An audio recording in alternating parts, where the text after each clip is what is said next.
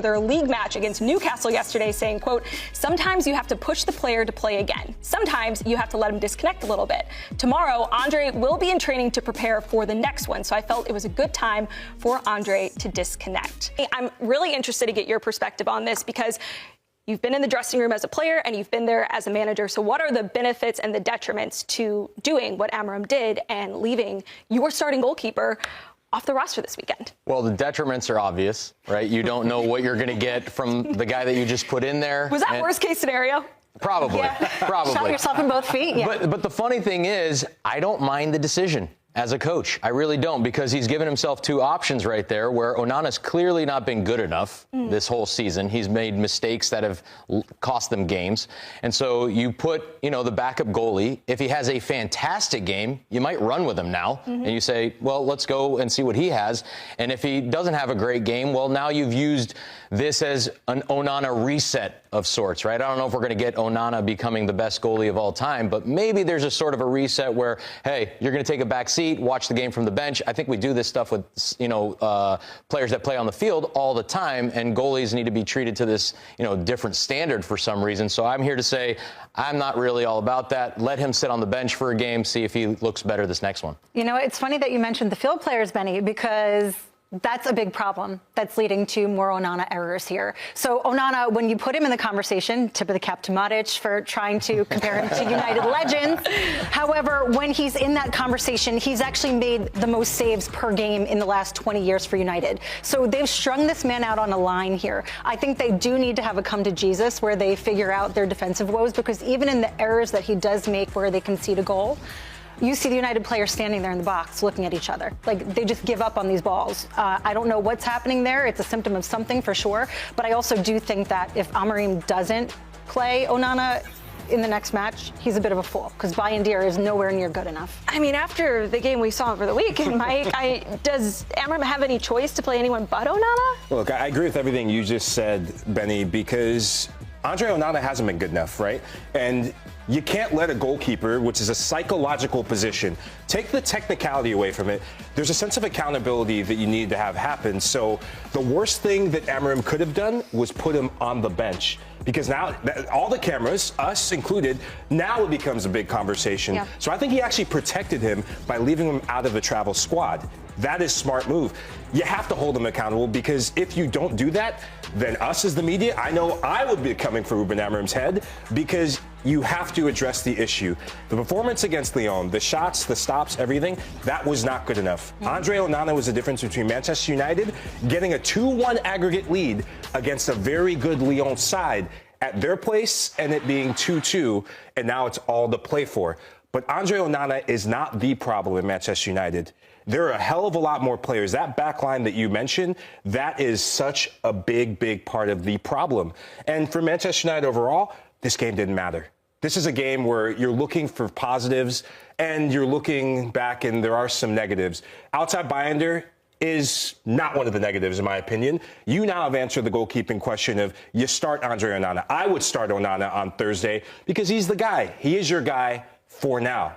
But it leads me to this. I think Ruben Amorim wants to replace Andre Onana. You don't make that decision if you're not having question marks this summer about positions you want to fill.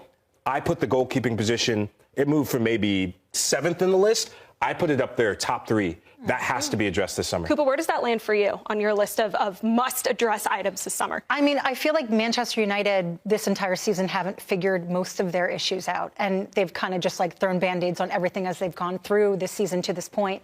I think that in a lot of ways Onana is being scapegoated, but I do think that you need to have a serious come to Jesus and realize what works and what doesn't.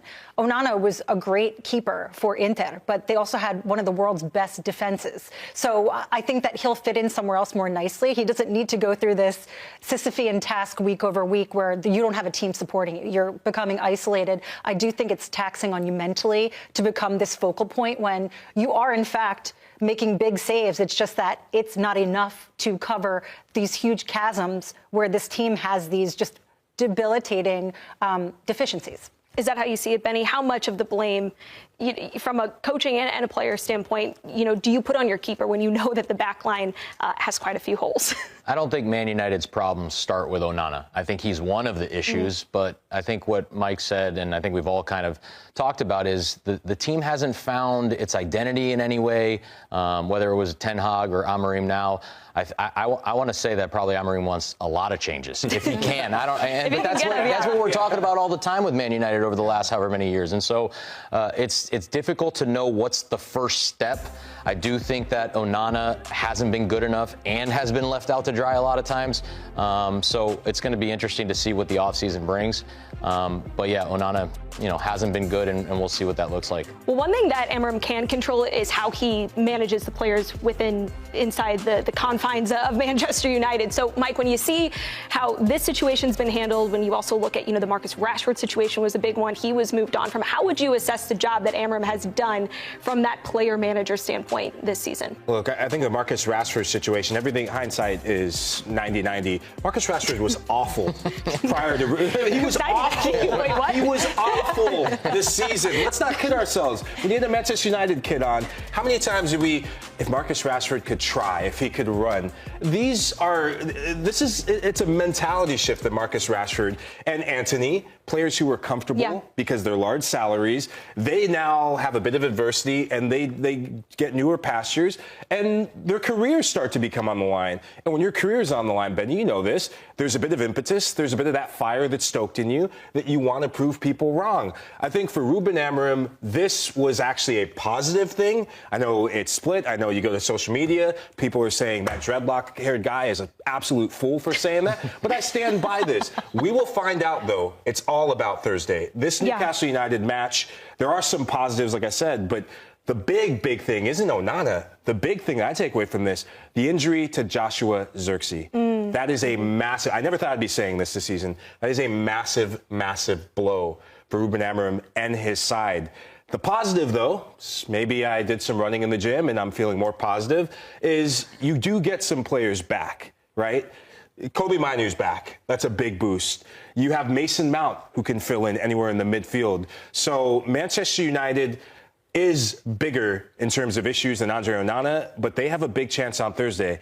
It's their season on the line again, and we'll come back here next week, and we'll be crapping on Onana, I'm sure. No, there'll be maybe some positive storyline. I think we're going to get some kind of storyline in this Thursday game, and I could see Onana making a big save and them going through, maybe saving on a penalty or something like that. But I could see this story even blowing up, whether it goes to the negative route or the positive route. We'll see on Thursday. Who knows? Maybe Andre Onana did one of those Aaron Rodgers underground dark bunker for a few days, just really expel all the bad juju. But really, Kupo, Europa League has been pretty much the lone bright spot in Manchester United's season. They are one positive result away from getting to the semifinal. They're one of the favorites in this competition. So how will Amorim's tenure be viewed if United are not able to get past Lyon on Thursday? I feel like right now that's the bare minimum for him because everything's gone so wrong that he needs some singular vestige that he's done something as a manager this season. Everything else has been a mess.